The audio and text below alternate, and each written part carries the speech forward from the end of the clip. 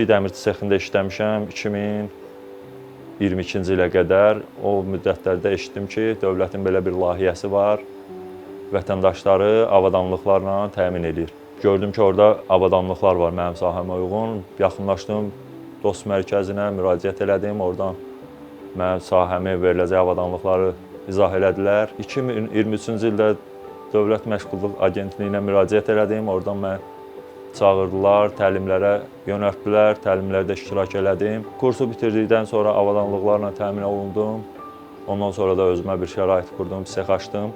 İndi verdikləri avadanlıqlarla işləyirəm, hər şey yaxşıdır, hər şey normaldır. Əlində peşəsi olan hamıya məsləhət görərəm ki, bu layihələrdən istifadə eləsinlər, yararlansınlar, dövlətin verdiyi avadanlıqlardan istifadə eləsinlər. Yaxşıdır, yəni işə başlamaq istəyən insanlar üçün çox gözəldir, çox yaxşıdır.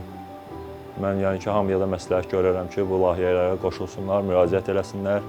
Burada yəni itirəcək heç bir şey yoxdur.